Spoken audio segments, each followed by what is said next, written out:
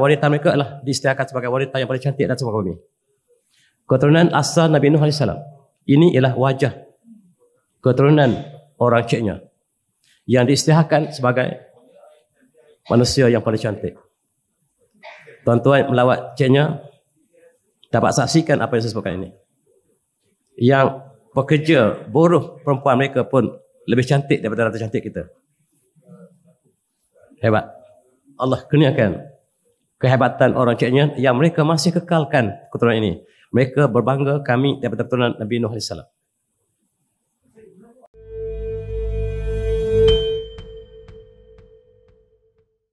Dalam kesempatan malam ini, alhamdulillah, kita membicarakan satu tajuk tentang umat Islam di sebuah negara. Sebuah negara yang kita sebut sebagai Chechnya, Chechen. Satu masyarakat yang sangat istimewa. Dan siapakah mereka? Dan ini saya bincangkan daripada buku saya. Buku yang saya tulis dalam 2-3 tahun lepas. Dan salah satu daripada perbincangan dalam buku ini ialah tentang masyarakat yang istimewa ini. Kita mulakan dengan ayat Quran surah Al-Hujurat. A'udzubillahi minasyaitonirrajim. Ya ayuhan nas inna khalaqakum min dzakarin wa unsa waja'alnakum syu'aban wa qabaila ta'arafu. Inna akramakum indallahi atqakum innallaha alimul khabir. Sadaqallahul azim. Wahai manusia, sesungguhnya kami cipta kamu daripada laki dan wanita dan kami jadikan kamu syu'aban, bangsa-bangsa dan kabilah-kabilah supaya kamu saling kenal mengenali. Dan sesungguhnya yang paling mulia di sisi Allah, sesungguhnya yang paling mulia di kalangan kamu di sisi Allah ialah yang paling bertakwa. Dan sesungguhnya Allah Maha mengetahui, Maha khabir. Kita adalah satu saudara, satu keluarga yang besar dan kita menumpang bumi Allah yang bernama bumi ini. Dan saya ingin perkenalkan pada adik-adik, pada jemaah sekalian, bangsa ini, bangsa yang sedang kita bincang ini, iaitu bangsa Chechen. Chechen ialah bangsa yang paling tua di dunia. Mereka ialah keluarga Nabi Nuh AS. Dan Nabi Nuh mendarat di kampung ini. Ketika banjir besar yang berlaku seluruh dunia satu masa dulu, yang Allah ceritakan dalam banyak surah, maka kapal Nabi Nuh terdampar di sini. Dan keturunan yang awal daripada Nabi Nuh lahirnya di sini. Dan mereka berkampung di sini selepas mereka banjir, selamat daripada banjir, dan tempat yang mereka berkumpul ialah di sini. Kawasan Chechnya ataupun sekitar di kawasan tanah tinggi. Di sini kawasan tanah tinggi. Adapun keturunannya sekarang, mereka masih menggelarkan mereka Chechnya. Chechnya maksudnya dalam bahasa mereka ialah keturunan orang yang selamat pada banjir, iaitu Nabi Nuh AS. Bangsa yang paling dominan, paling perkasa. Dan mereka ini pengikut mazhab Syafi'i sebahagiannya, sebahagian lagi mazhab Hanafi. Dan mereka juga satu lagi pegangan mereka ialah mereka berpegang pada tarekat. Mereka ialah satu kumpulan manusia yang paling banyak berzikir. Dan mereka paling banyak berselawat. Barangkali orang yang paling banyak berselawat di atas muka bumi ini ialah orang Chechen.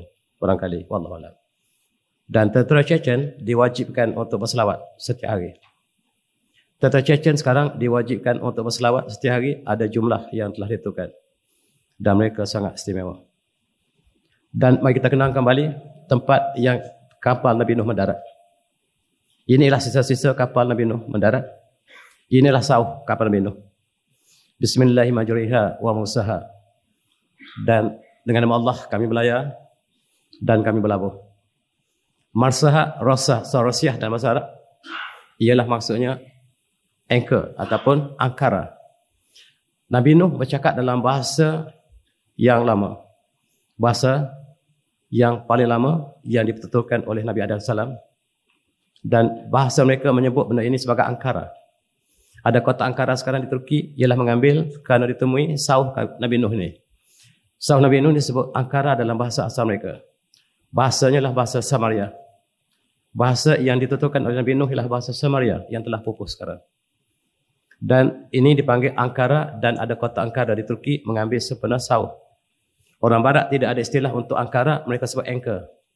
Anchor datang daripada Ankara, daripada bentuk yang ditemui batu yang besar. Ini diletakkan di bawah kapal Nabi Nuh supaya kapal Nabi Nuh ini tidak ditolak oleh ombak dan dia mantak ke bawah. Ada banyak batu seperti ini. Tuan-tuan, adik-adik, cuba kita bayangkan berapa besarkah saiz untuk manusia menebuk batu seperti ini. Betapa besarnya saiz manusia untuk potong gunung dan jadikan sauh ini sebesar ini, lebih tinggi pada manusia. Beratnya sangat berat dan itu dilakukan oleh Nabi Nuh AS.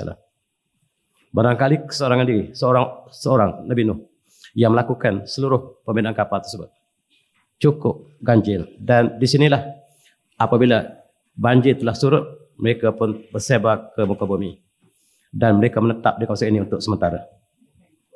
Tempat ialah tempat peta ini. Kalau kita lihat dalam gambar ini, peta ini tempat mendaratnya kapal Nabi Nuh. Bangkai ataupun rangka kapal Nabi Nuh masih terdapat di sini. Dan Masya Allah, sangat-sangat besar kapal ini. 3 tingkat. Tingkat untuk haiwan, manusia dan unggas dan sebagainya. Sebagaimana yang disebutkan dalam tafsir dan ditemui kesan yang sudah menjadi fosil, sudah menjadi batu. Dan kayu yang dibuat masih kekal dalam bentuk yang sangat keras. Inilah sejarah Nabi Nuh dan keturunan pertama di sini ialah orang Chechen, ialah keturunan daripada Nabi Nuh AS. Ini ialah makam Nabi Nuh di Karak, di Jordan. Yang barangkali Ustaz telah sampai di sini. Dan makam Nabi Nuh sentiasa dikunjungi oleh orang Islam dan bukan Islam. Sebab orang Kristian dan orang Yahudi juga mengakui Nabi Nuh yang mereka sebut Noah ialah Nabi mereka juga. Walaupun berbagai-bagai kisah Israeliat yang ditambahkan kepada sifat Nabi Nuh AS cukup menakutkan sebab mereka mengatakan Nabi Nuh sekian yang Allah membebaskan Nabi Nuh daripada segala tuduhan orang Israel. Inilah tempat kubur makam Nabi Nuh AS. Saiznya sangat panjang. Kalau kita bandingkan dengan manusia sekarang, kubur ini katanya sangat panjang dan menggambarkan saiz Nabi Nuh. Manusia semakin lama semakin kecil dan kita ini sangat kecil. Dan Nabi Adam salam Allah ciptakan 70 hasta sangat tinggi. Dan 60 hasta bukan hasta kita, hasta Nabi Adam salam. Dan itulah saiz manusia yang semakin lama semakin kecil. Dan Allah mengatakan apabila Nabi Nuh telah selamat, Allah mengatakan wajana zuriyatahu humul baqin. Dan daripada zuriat Nabi Nuh lah maka manusia di atas muka bumi ini bermula. Semua manusia atas muka bumi ini bermula daripada Nabi Nuh AS. Kita bermula daripada Nabi Adam AS, tetapi apabila sampai Nabi Nuh menyeru kepada kebenaran tetapi ditolak oleh kaumnya. Akhirnya Allah tenggelamkan mereka. Yang tinggal hanyalah 80 orang. 80 orang di atas kapal Nabi Nuh. Satu jumlah yang minoriti. Daripada kaum Nabi Nuh yang ramai, yang beriman hanyalah satu kapal. Ahli tafsir mengatakan 80 orang. Kampung tempat mendaratnya kapal ini dipanggil Kampung 80. Kampung ini yang kapal ini mendarat dipanggil Kampung 80. Sempena dengan jumlah bilangan penumpang yang beriman di atas kapal Nabi Nuh. Allah takdirkan seluruh yang beriman ini apabila banjir telah selesai, telah surut, semua meninggal dunia. Kecuali 3 orang anak Nabi Nuh AS yang dinyatakan dalam tafsir kepada ayat yang kita baca tadi. Wajanna zuriyatahu humul baqin, dan daripada zuriat Nabi Nuh lah maka seluruh manusia yang ada hari ini. Dan kata ahli tafsir, anaknya semua 80 orang telah meninggal dunia kecuali 3 orang anak Nabi Nuh yang Allah takdirkan untuk teruskan kehidupan di atas muka bumi. Mereka adalah Sam, Ham dan Yafith. 3 bangsa. 3 beradik. Dan kita di atas muka bumi hari ini pun ada 3 bangsa. Kita ada bangsa Kaukasian, Mongoloid dan Afrikano. 3 bangsa darah manusia. Daripada 3 ayah yang utama. Yang mana satu ayah kita? Mari kita tengok. Wallahualam. Dan Imam Ahmad mengatakan bahawa Rasulullah bersabda bahawa Sam Abul Arab. Orang Arab ini keturunan mereka ialah daripada Sam. Keturunan daripada Sam ini kebanyakan para anbiya Allah lahirkan daripada kaum keluarga Sam bin Nuh alaihissalam. Kemudian kata Nabi Rasulullah dalam hadis ini, Waham Abu Al-Habsh. Dan Ham ini ialah ayah keluarga orang Afrikano. Sekarang polis panggil Afrikano. Keluarga kepada orang kulit hitam. Orang Abu Habsh, yakni ayah kepada seluruh orang Afrika. Namanya Ham. Cirinya kulit putih, kulit hitam, maaf saya. Ciri Sam ialah orang yang paling handsome di atas muka bumi, ialah keturunan daripada Sam, iaitu keluarga Arab dan Bani Israel daripada keluarga sama. Mereka lah keluarga yang Allah pilih untuk diutuskan Rasul daripada bangsa tersebut. Dan yang ketiga adalah bangsa yang sangat perkasa, yakni Yafis, Abu Rum. Keturunan orang Eropah, orang Mongolia, orang Jepun, orang Cina, ibu ayah mereka bernama Yafis. Barangkali ayah kita juga Yafis. Wallahu a'lam. Dan inilah tiga anak yang masih tinggal yang membentuk bangsa manusia hari ini. Darah kita ada berapa? A, B, O, 3. A, B itu satu kategori yang ganjil. Yang asalnya A, B, O. 3 ayah. Sam, Ham, Yafis. Dan hari ini, malam ini, izinkan saya untuk bicara satu saja, Yafis. Yafis inilah bangsa yang paling tua, abang tua. Dan dia dikendaki oleh Nabi Nuh AS. Kamu tinggal di sini. Kamu ditinggal di kawasan Kaukasian ini. Dan dialah menurunkan bangsa Kaukasian sekarang. Kamu tinggal di kawasan pegunungan ini. Kamu dengan keluarga kamu tinggal di kawasan ini. Sam turun ke Mediterranean di kawasan Syam. Syam itu asalnya Sam. Dan Syam yang kita sebut Palestin, Syria sekarang ini diminta oleh Nabi Nuh untuk anaknya yang kedua, Sam. Tinggal di situ. Adapun Ham, Nabi Nuh minta supaya dia kembara jauh ke selatan, ke Afrika. Membentuk 3 bangsa besar dunia. Kaukasian, Mongoloid dan Afrikano. 3 bangsa besar. Polis forensik akan tahu. Kalau ada jenayah, polis forensik akan tentukan apakah bangsa mereka. Dan daripada darah inilah dapat dikecilkan siapakah pembunuh dan sebagainya. Siapakah yang dimaksudkan dengan Yafis? Fama Yafis falaqad hajara ila asyamal wasatan bidayat Jibal Kaukas. Dia tinggal di kawasan Kaukasian sekarang. Dialah yang menurunkan bangsa-bangsa besar dunia, kebanyakan bangsa yang menjadi raja dunia daripada keluarga Yafis bin Nuh AS.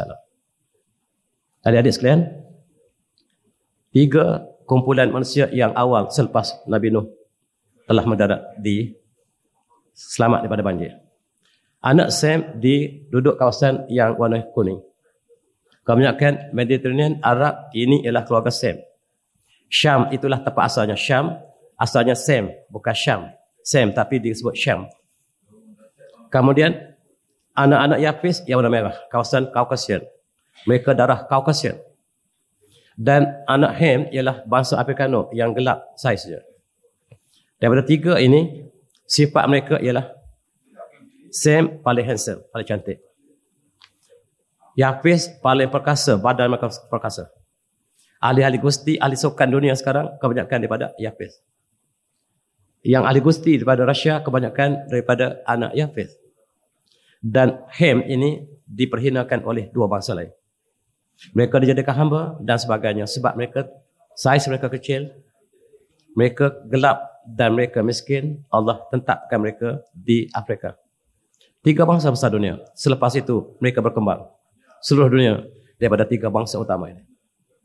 Dan hari ini polis, saintis boleh trace ke manakah darah ini pergi. Siapa keturunan kita, dan mereka menuju pada satu ayah. Dan kajian darah kita menuju pada satu ayah. Ini ialah satu keluarga besar dunia. Kalau kita lihat seluruh manusia atas muka bumi, tapi kecil sangat untuk saya lihat. Daripada Nabi Nuh AS, maka 3 orang anaknya. Ham, Sam, Yafis. Dan ada lagi anaknya bernama Abir, ada nama Kanaan. Kanaan ini ditenggelamkan dalam banjir.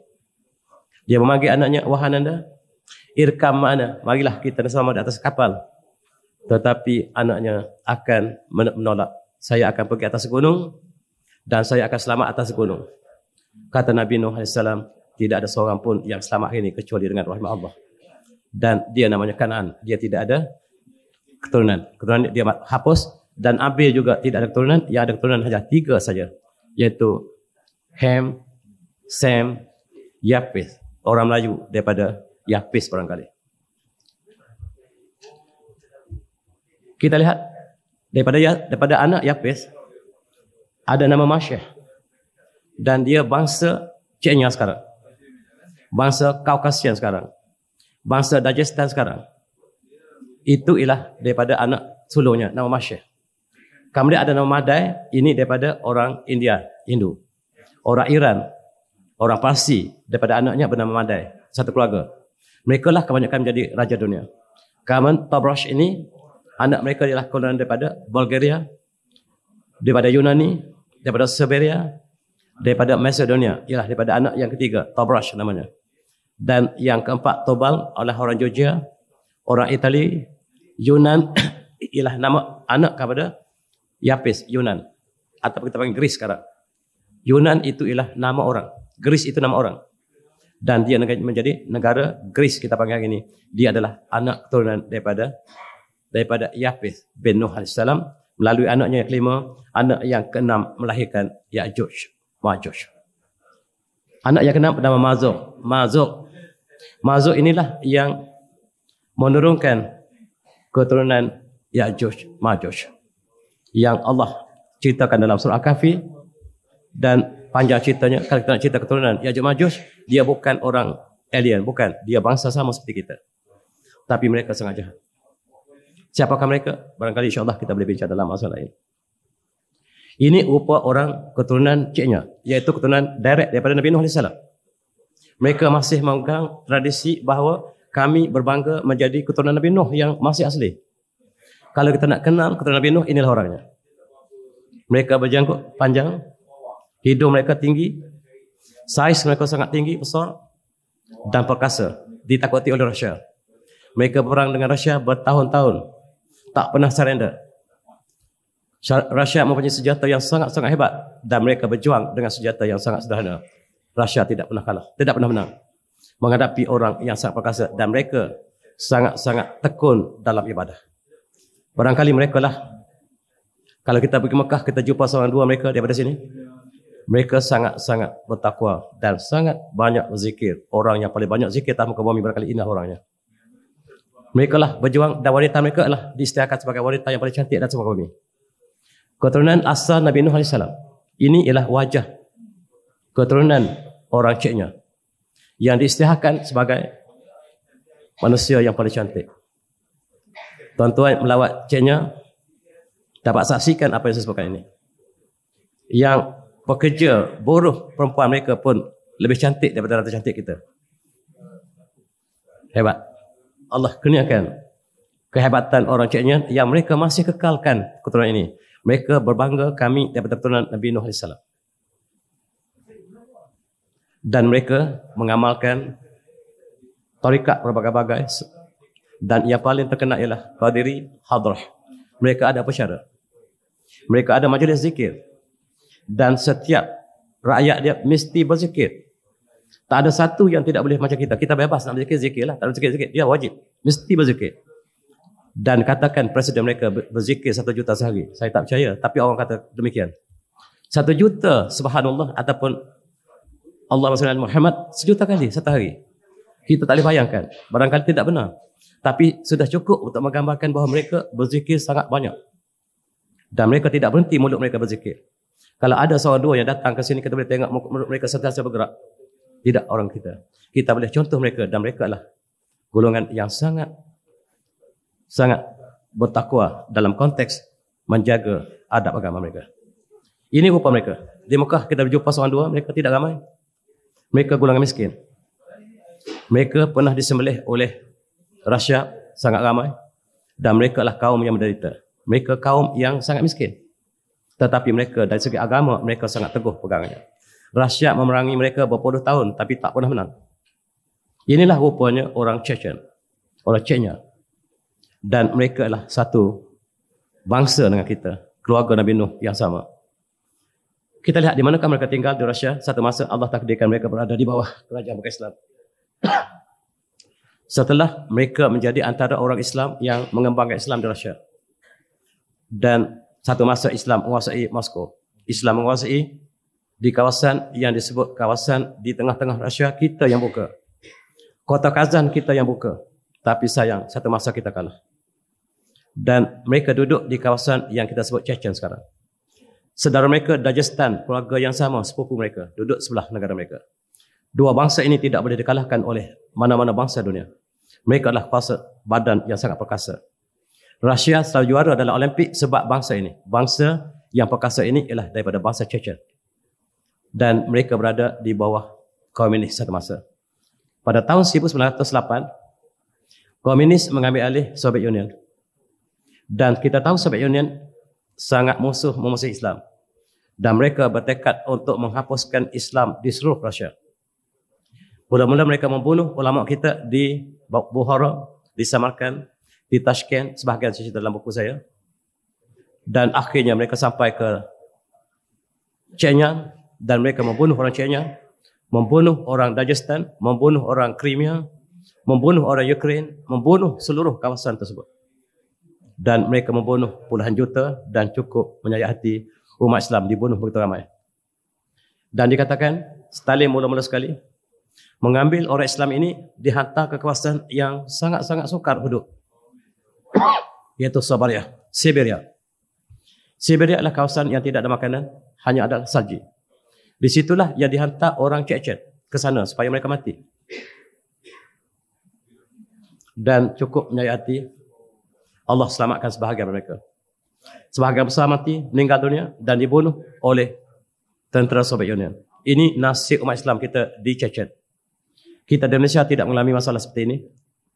Dan kita simpati kepada saudara kita yang telah dibunuh dan dibuang daripada negara mereka sendiri. Mereka terpaksa keluar berkali-kali. Ini kali terakhir mereka dihalau keluar daripada negara mereka sendiri. Bangsa Chechen. Pada tahun 1906, kita berdoa beramai-ramai di Malaysia, ya Allah selamatkanlah bangsa Chechen, bangsa Chechen yang dizalimi oleh kaum ataupun komunis Rusia. Mereka tidak pernah menyerah kalah. Mereka berjuang dan mereka mati dalam perjuangan. Itulah Chechen. Mereka tidak pernah menyerah kalah sama sekali.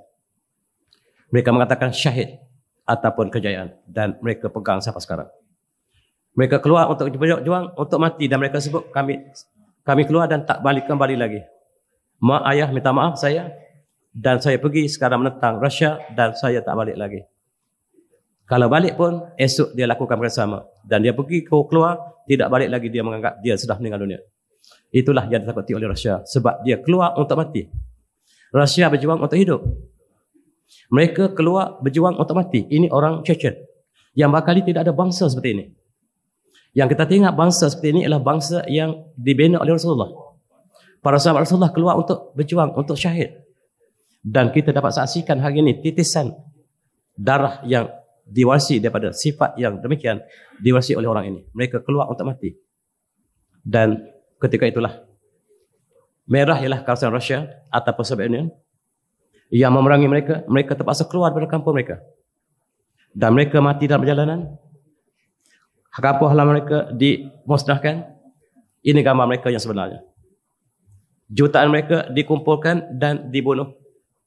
Dan dihalau ke tempat yang tidak ada makanan. Dan purposely supaya mati. Rusia sangat benci pada Islam. Mereka dibiarkan mati di kawasan yang sejuk. Pakaian yang ada yang mereka pakai. Rumah tidak ada. Duduk dalam ais. Makanan tidak ada. Dan mereka tunggu supaya mati. Dan di situ di tempat sejuk ini sebagai kubur mereka. Tetapi Allah selamatkan sebahagian mereka. Tidak semua yang meninggal. Dan akhirnya mereka, sakit baki mereka kembali. Dan yang sakit baki inilah menunjukkan kekuatan yang sangat hebat. Ini gambar bagaimanakah Rusia mengambil mereka, masuk kapal kereta api, tak tahu ke mana nak bawa. Rupa-rupanya dibawa ke hujung Rusia dan dilepaskan di situ tanpa makanan. Supaya mereka mati.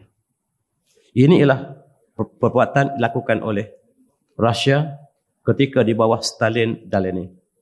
Sangat dahsyat.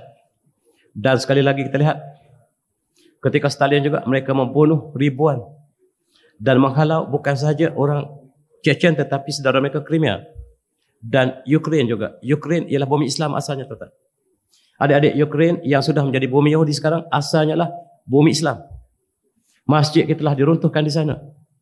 Dan komunis sangat-sangat memusuhi Islam Dan itulah nasib yang barangkali kita kenang apa yang berlaku pada saudara kita di Tatar ataupun di Crimea ataupun di Chechnya.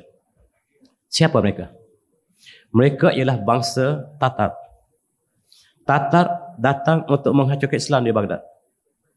Dan tentera Islam tidak dapat menahan diri daripada tentera Tatar yang perkasa. Apabila mereka hancurkan Baghdad, mereka menuduh Islam ramai-ramai. Siapa yang sangka?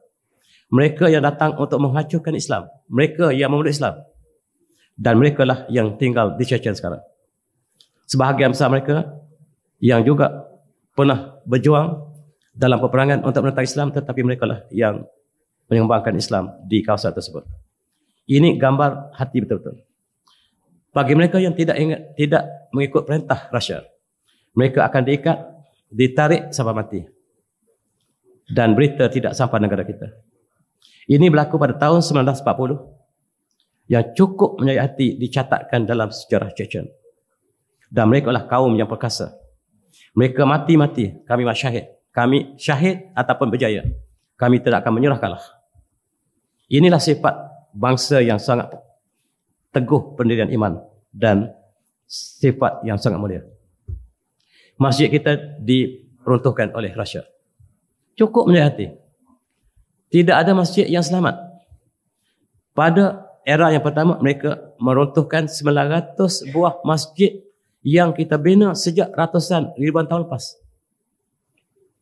Dan pada tahun 1991, ketika mereka hampir jatuh, mereka meruntuhkan 2,700 masjid kita. Dan hampir tidak ada masjid di Rusia. Hampir tidak ada masjid di Bukhara, di Samarkand. Masjid-masjid yang tertinggal yang mereka tak boleh hancur lagi, terlalu besar. Mereka tak boleh hancur. Hancur pun hanya kubah yang jatuh. Yang lain tak hancur. Jadi itu yang tertinggal. Dan selepas kejatuhan Soviet Union, Islam diberikan sedikit ruang untuk berkembang.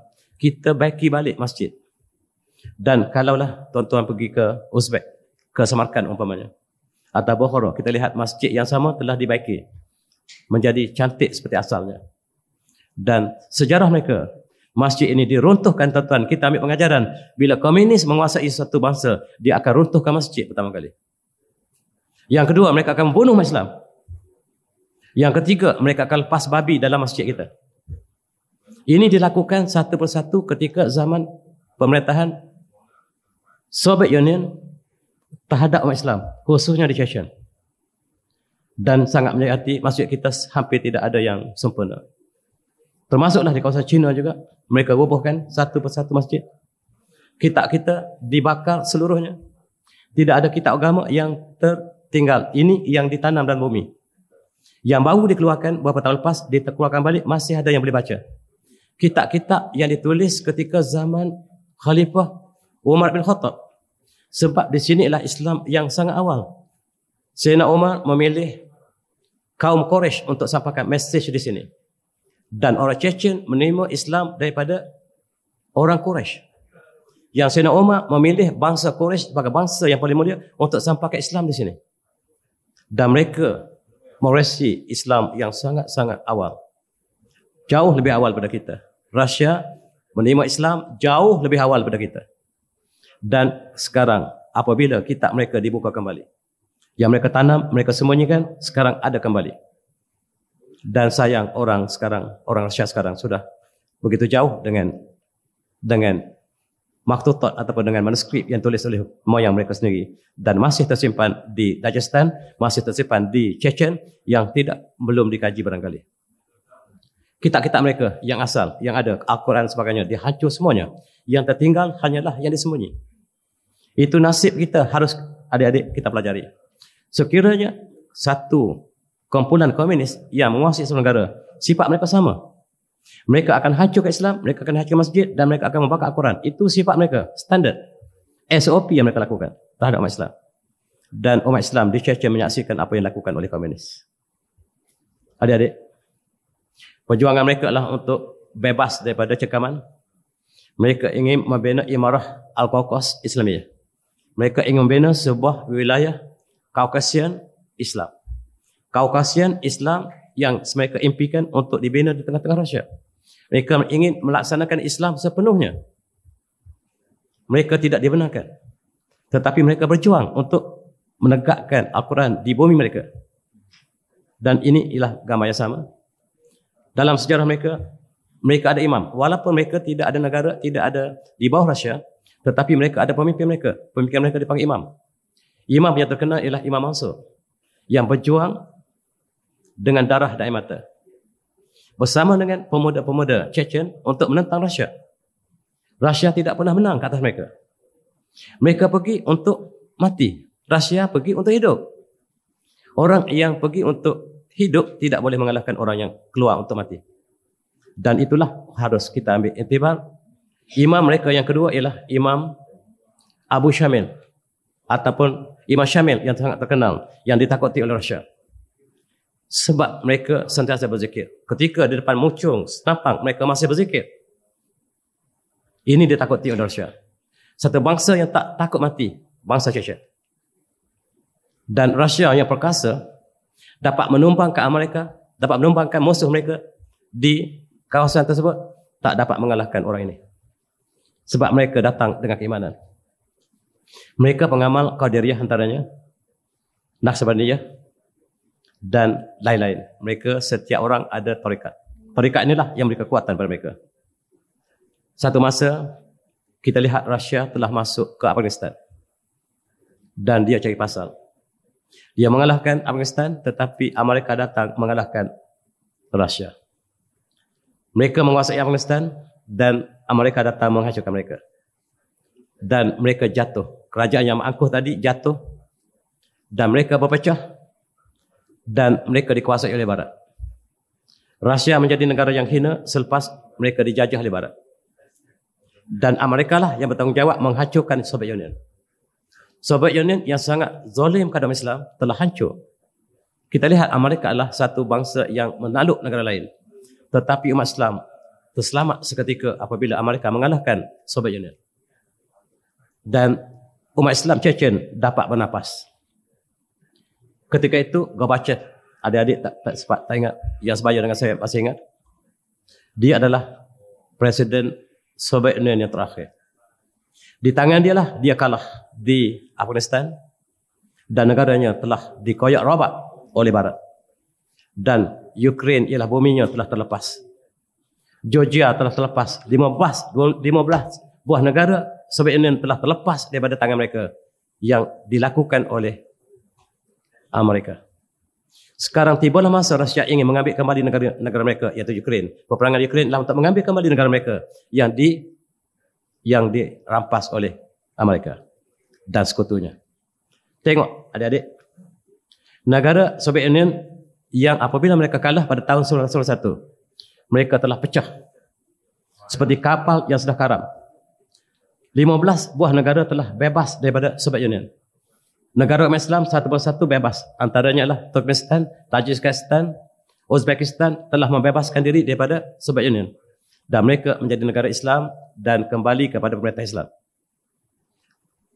Soviet Union kehilangan banyak negara, tapi mereka masih besar. Yang tinggallah Rusia, yang ada sekarang Rusia. Rusia itu berasal daripada Soviet Union. Dan kita lihat bagaimanakah Presiden Rusia yang terakhir yang dipermainkan Amerika, namanya Boris Yeltsin, yang telah menjadi ejen kepada Amerika. Dan ketika itu Rusia duduk tempat yang paling hina.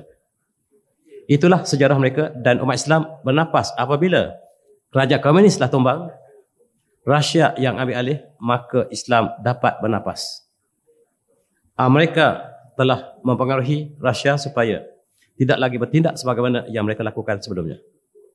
Dalam konteks ini, pejuang-pejuang Chechen sedang mengembangkan untuk membina negara Islam. Mereka berjuang dengan darah air mata, dengan pedang, dengan senapang. Mereka tidak percaya pada pilihan raya. Mereka tidak percaya pilihan raya. Dan mereka berjuang dengan senjata. Mereka keluar untuk mati. Orang Malaysia tidak sampai setara itu. Kita berjuang untuk hidup. Bekerja daripada pagi sampai petang untuk hidup, bukan untuk akhirat. Sedangkan mereka dididik daripada kecil lagi supaya kita bila-bila masa berjuang untuk mati. Mendapat anugerah Allah dalam jihad, dan itulah yang dididik di Chechen, ialah kita cita-cita untuk mati syahid. Di Malaysia cita-cita jadi bomber, jadi tentera, jadi engineer. Cita-cita di mereka ialah untuk mati syahid. Tengok betapa jauh kita dengan mereka. Dan kita lihat bagaimanakah satu kali lagi, selepas Rusia Soviet Union telah kalah, kita sangka umat Islam bebas. Tak bebas. Rusia masih lagi menzalimi orang Chechen. Mereka berperang dan umat Islam dibunuh. Sekali lagi, kita ingat bila mereka kalah, umat Islam selamat? Tak. Umat Islam dibunuh. Mereka tunjukkan kemarahan mereka pada umat Islam pula. Apabila mereka kalah kepada mereka, mereka tunjukkan kemarahan mereka kepada umat Islam yang masih ada di Chechen. Mereka perangi sampai habis. Kalau kita pergi ke Mekah pada tahun 90-an, setiap solat subuh ataupun kalau kita pergi bulan puasa, imam akan berdoa panjang untuk Chechen. Ashishan dia sebut. Dan mereka dizalimi, dibunuh dan dizalimi oleh Rusia ketika itu. Pemimpin umat Islam ketika itu ialah Ahmad Kadyrov. Anaknya yang menjadi presiden sekarang ialah Ramzan Kadyrov. Dan mereka ialah pemimpin Islam yang sangat kental. Tetapi sayang, Saudi bersama dengan Amerika, bersama dengan Yahudi, menghantar wakil mereka bernama Qaedah untuk membunuh Ahmad Kadyrov, iaitu pemimpin Chechen dan mufti Chechen. Dia sebagai pemimpin, sebagai presiden Chechen dan sebagai mufti Chechen. Ulama Umar bergabung pada Ahmad Kadyrov. Dibunuh oleh Al-Qaedah yang ditubuh oleh Amerika bersama dengan Yahudi yang dipimpin oleh Saudi. Mereka membunuh Ahmad Kadyrov yang menyebabkan Ramzan Kadyrov sangat-sangat berang dengan kematian ayahnya. Dan dia menggantikan ayahnya sebagai presiden Chechen. Chechen ada kuasa otonomi walaupun dia duduk di bawah Rusia, tetapi dia ada presiden. Presiden dia sekarang adalah Ramzan Kadyrov, seorang pemuda yang sangat aktif. Takdir ilahi. Apabila mereka berperang dengan Rusia begitu lama, dan Rusia ingin berperang dengan dunia, mereka berikan pilihan kepada Chechen, mari kita berdamai. Mari kita berdamai, wahai Chechen, selama ini kami perangi kamu, kata Putin, presiden mereka. Bertemu dengan Kadyrov, apa kata, saya offer pada kamu kesejahteraan. Saya berikan pada kamu sokongan untuk kamu lakukan apa pada agama Islam, asalkan kamu sokong perjuangan Rusia untuk menentang negara lebih besar, Amerika, yang sedang berkumpul di Ukraine sebelum tercetusnya perang di Ukraine. Maka kata Kadyrov, why not? Kami berperang, tetapi kami apabila diberikan keselamatan, kami terima. Tetapi sebahagian daripada penduduk mereka tidak terima. Sebab mereka mengatakan, mari kita terus berperang menentang Putin. Sebab peluang untuk kita syahid sudah hilang. Bila kita sudah berkawan dengan Rusia, kita tak ada peluang untuk syahid lagi. Rupa-rupanya penduduk Chechen sentiasa mencari ruang untuk syahid. Ada tak pemuda kita yang berjuang untuk mencari syahid? Kanak-kanak, adik-adik, guru-guru termasuk saya, adakah kita mencari syahid? Sedangkan mereka mencari syahid. Mereka sedih sebab kerajaan mereka telah berbaik. Peluang untuk mereka mencari syahid telah tertutup. Dan akibatnya Islam berkembang dengan cepat di Chechen. Buat pertama kali, bukan saja di Chechen, Rusia mengatakan, saya iktiraf buat pertama kali agama Islam di Rusia. Maka ini ulama kita dikumpulkan oleh Putin. Barangkali dia tidak ikhlas, tetapi dia nak menunjukkan kepada kita bahawa Rusia tidak memerangi Islam lagi. Tujuannya dia ingin sokongan umat Islam, dia menentang negara yang lebih besar, iaitu NATO, Amerika, Kesatuan Eropah. Oleh sebab itu dia terpaksa berbaik dengan Islam. Dia memerlukan bantuan daripada Saudi, dia memerlukan bantuan daripada Turki, dia memerlukan bantuan daripada Iran. Dia perlukan bantuan daripada seluruh negara Islam. Maka dia menunjukkan sifat yang lunak kepada Islam yang tak pernah dia tunjuk sebelum ini. Maka lahirlah satu persatuan ulama yang diiktiraf di Rusia. Bukan saja di Chechen, tetapi di Rusia seluruhnya. Sekarang kamu boleh bina kembali masjid. Dan masjid, ribuan masjid yang diruntuh, dibina kembali. Ini muftinya Dante. Mufti Chechen yang baru ialah bernama Syekh Saleh Majeyev. Dan kata Majeyev, kami tidak pernah dapat rasakan apa yang kami rasa sekarang. Kami dibunuh diperangi sepanjang sejarah kami sampai tahun 1991. Tiba-tiba sekarang kerajaan Rusia memberikan ruang kami untuk berkembang. Kami tidak percaya, dan Islam berkembang dengan cepat dalam masa 10 tahun saja. Selepas tahun 90-an diberikan ruang untuk kami berkembang dengan cepat sekali Rusia, sehingga Rusia sekarang sudah ada 30 juta umat Islam di Rusia. Malaysia ada berapa? Malaysia ada berapa juta umat Islam? Malaysia barangkali ada 16 juta. Barangkali. Tetapi Rusia mempunyai 30 juta umat Islam. Jauh lebih ramai daripada Malaysia. Yang sekarang kita sangka Rusia negara komunis, dia sudah bertukar menjadi negara yang bersifat Islam. Chechen, Dagestan telah bertukar wajah, yang ditekan tetapi sekarang membina kekuatan Islam. Masjid dibina. Ini masjid menjadi simbol di Grozny. Grozny ialah ibu negara Chechen. Dan masjid ini sangat istimewa. Dinamakan Masjid Rasulullah. Dan dia bertukar warna waktu malam, biru, hijau, merah, kuning, orange. Sangat cantik. Dan dikatakan masjid yang paling cantik dunia hari ini ialah masjid ini. Masjid yang paling cantik berada di Rusia. Al-Quran yang paling tua berada di Rusia. Al-Quran yang dibaca oleh Sayyidina Osman Ibn Affan. Dan darahnya yang menitis atas Al-Quran itu terdapat di Rusia. Disimpan di Tashkent. Dan kita boleh semak bacaan kita berdasarkan pada Mushaf Imam ini. Disimpan di Rusia.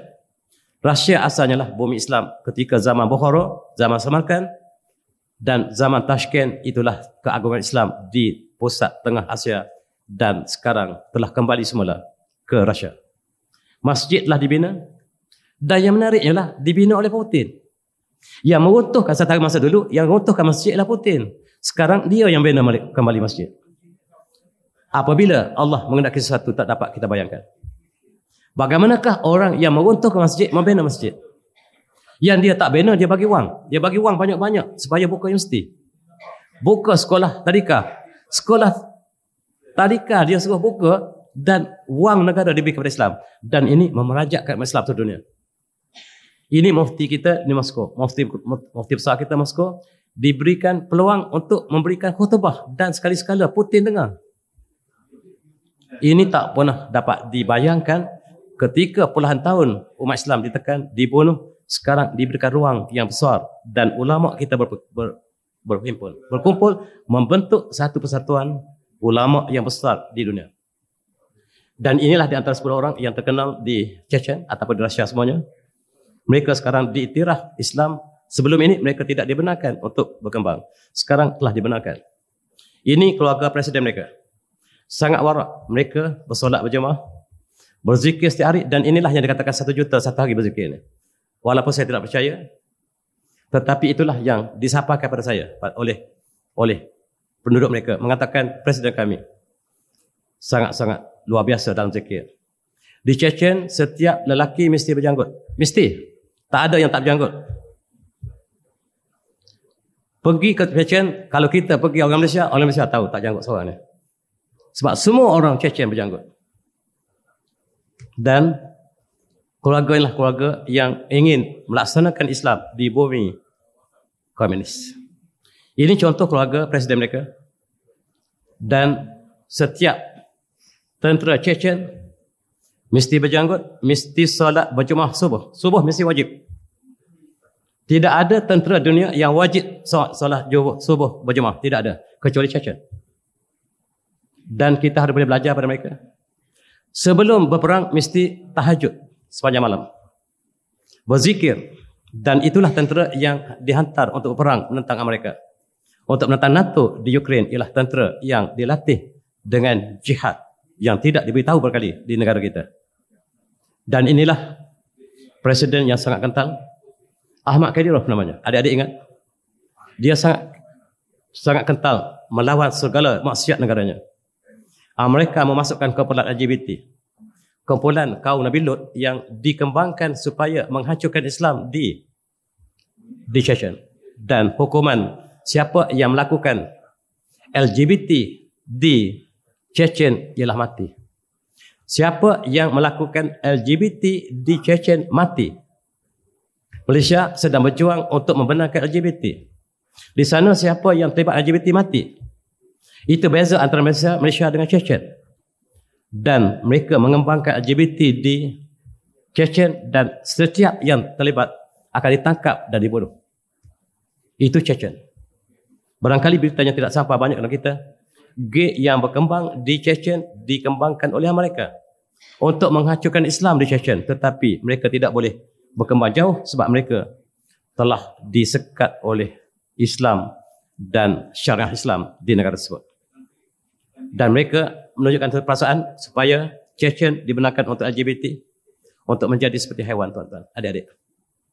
Kaum Nabi Nuh, perbuatan kaum Nabi Nuh yang melakukan perkara tersebut sedang diperjuangkan oleh dunia sekarang, termasuk Malaysia. Dan Facebook yang dipunyai oleh Presiden Chechen ini ada 4 juta pengikut. Ada, kita ada 4 juta pengikut. Tetapi Facebook dia pantau, dia terus padamkan Facebook. Nak masuk Facebook dia tak ada dah. Dah dipantau oleh Facebook, dan Facebook ialah syarikat Yahudi. Ini ialah teksi di Chechen.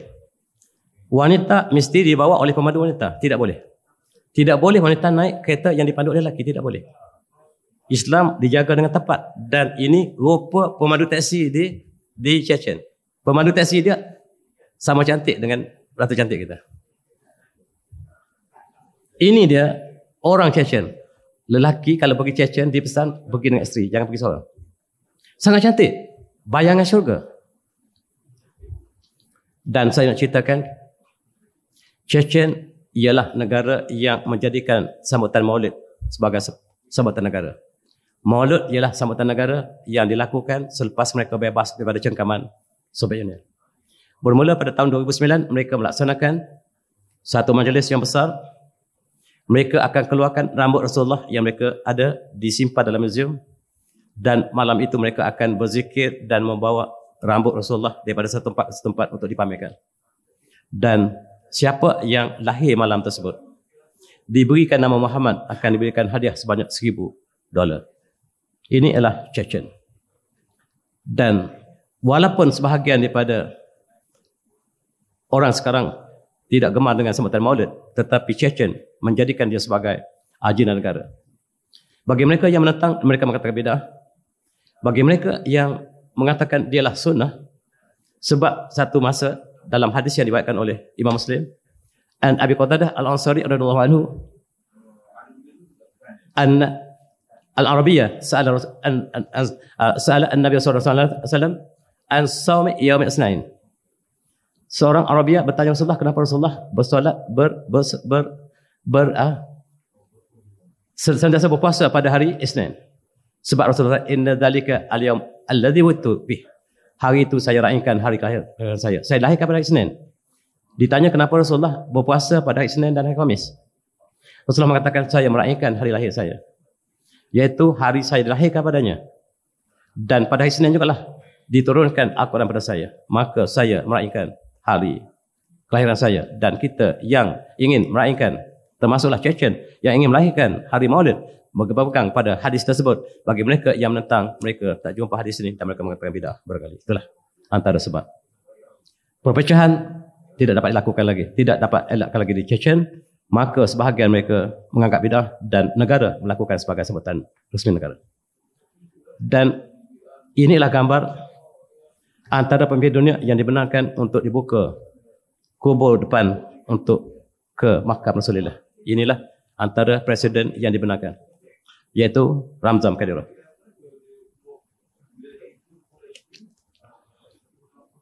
FIFA 2018 diadakan di Kazan. Kazan ialah Rusia. Pada tahun 2022 diadakan di Qatar. Dan ketika diadakan bola sepak di sini,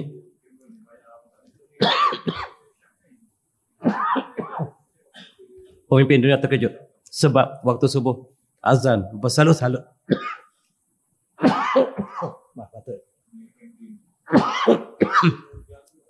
Azan dialurkan di seluruh kawasan Kazan.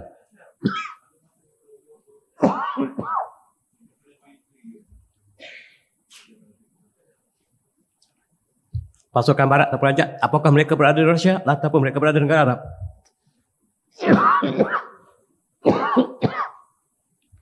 Rupa-rupanya Islam telah berkembang luas di Rusia. Masjid berada di Kazan dengan banyaknya.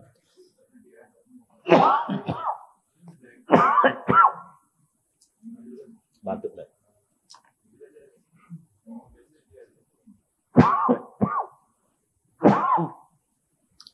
Dan ini ikon bola sepak. Di antara stadium bola sepak ialah di Chechen. Dan peluang diambil oleh Presiden Kadyrov untuk meraihkan pemain Islam. Antaranya lah Muhammad Salah.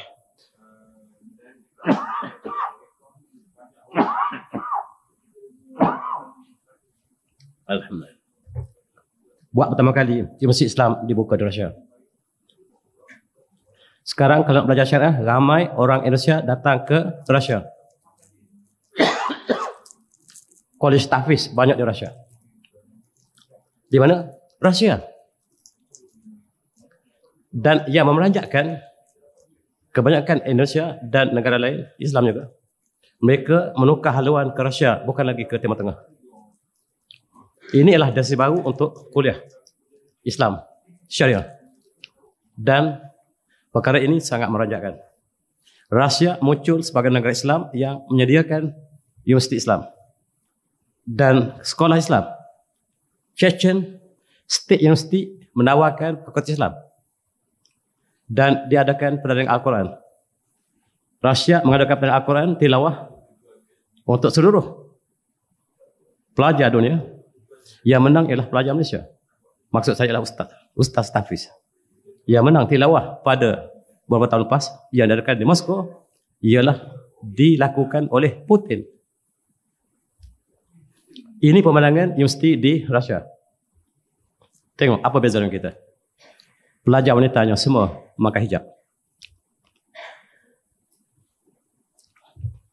Pelajar Islam, bukan Islam, Rusia pakai hijab. Pakai tudung. Malaysia, saya dalam kelas, saya kat pensyarah dulu. Separuh pakai hijab, separuh tak pakai. Orang Islam. Tapi di Rusia, negara komunis, semua pakai hijab. Memeranjatkan seluruh dunia. Bagaimanakah mereka dapat mengasuh orang Islam dan bukan Islam untuk sama-sama berhijab? 1 Februari ialah hari hijab. Ini pandangan di Universiti Moskow. Universiti Kazan. Satu perkara yang tidak pernah dapat kita bayangkan. Dan mereka mengadakan satu seminar antarabangsa. Mereka mengumpulkan seluruh ulama dunia untuk berhimpun di Rusia, di Grozny. Seramai 300 ulama besar dunia, termasuk Malaysia saya rasa. Mereka mencari siapakah yang benar, aliran apakah yang benar di dunia ini. Apakah Wahabi yang benar, Salafi ataupun Ahli Sunnah wal Jamaah. Mereka berkumpul selama beberapa hari di sana. Dan yang hadir ialah antaranya ialah Dr. Ahmad Tayyib Syekh Azhar. Yang hadir juga ialah tokoh-tokoh besar, antaranya yang gambar-gambar ada di sini.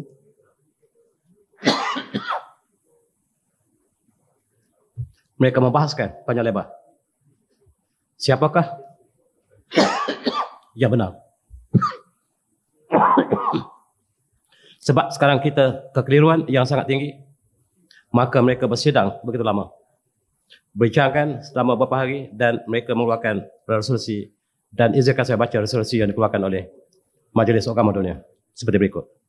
Ini antara tokoh-tokoh yang besar yang memberikan ucapan pada tahun 2016 lepas. Di Grozny, bukan di Timur Tengah, bukan di Mesir, tetapi di negara komunis yang mengadakan perhimpunan agung ulama dunia, bukan lagi di Timur Tengah. Rusia akan mengambil alih Timur Tengah sebagai pejuang Islam. Itu sebabnya mereka harus dihancurkan secepat mungkin. Dan Amerika masuk Ukraine untuk menghancurkan umat Islam. Itu yang tak diberitahu. Amerika dengan NATO masuk supaya Islam hancur di Rusia. Sebab Islam akan tumbuh dengan cepat. Dijangkakan Rusia akan menjadi negara Islam dalam masa 50 tahun akan datang. Kalau tidak dibendung daripada sekarang, maka Rusia akan muncul sebagai negara yang berjuang untuk mati. Ingat, pejuang-juang Chechen ialah turun untuk mati. Apabila mereka sudah kuat, kata mereka, kita tak tentang mereka lagi. Kita hancurkan sekarang. Kita masuk Ukraine dan kita tuduh Rusia yang serangkan Ukraine. Yang masuk Ukraine Amerika, yang dituduh ialah Rusia masuk Ukraine. Tuan-tuan kena tipu hidup-hidup sebab baca CNN, lidah Yahudi. Dan ini resolusi. Resolusi ialah kumpulan yang benar, ialah Ahli Sunnah wal Jamaah, hum al-Asyirah wal Maturidiyah fi mazhab al-i'tiqad. Dan dalam mazhab al-i'tiqad yang benar kata ulama 300 orang ialah Ahli Sunnah wal Jamaah. Dan wahli al-mazahib al-arba'ah al-fiqhiyah al-hanafiyah wal malikiyah wal syafi'iyah wal hanabilah. Dan dari segi fiqhiyah ada 4 imam yang menjadi rujukan Ahli Sunnah wal Jamaah. Dan yang benar satu lagi ialah satu kumpulan yang mereka sebut sebagai at-tasawuf as-safi. Itulah yang dikeluarkan putusan muktamad di Ghazni dan masih menjadi pegangan sampai hari ini. Di sini maka Salafi Wahabi terkeluar daripada aliran yang benar. Maka menjeritlah seluruh Wahabiyah di seluruh dunia. Pertama sekali ialah Syekh Yusuf Qaradawi. Cukup marah. Dia tidak mengiktiraf sama sekali perhimpunan agung ulama sedunia yang ada di Ghazni. Dia mengatakan saya tidak iktiraf. Ya benarlah kami. Yang lain adalah tak palsu. Kami adalah Salafi. Kami adalah benar. Sebagaimana yang dakwa oleh Syekh Yusuf Qaradawi. Kumpulan ulama ini tidak benar. Kata Syekh Yusuf yang menentang hidup-hidup pada pagi selepas berita ini dikeluarkan, yang mula-mula sekali respon ialah Syekh Yusuf Al-Qaradawi. Dan ulama yang bersidang di Arab Saudi mengatakan Muktamar Ashishan, Muktamar Ashishan huwa Muktamar Asyaitan, lebih dahsyat. Tuan-tuan, persidangan ulama Saudi mengatakan bahawa Muktamar Ashishan huwa Muktamar Asyaitan. Bukan orang ini yang mengatakan, tetapi orang lain. Dan mereka menolak, sepakat Salafi telah menolak apa yang berlaku di Ghazni sebagai satu yang mereka iktiraf. Dan tuan-tuan yang saya hormati, bukan ini yang saya sebutkan. Yang sebutkan bahawa Rusia mengambil alih Timur Tengah sebagai pejuang Islam.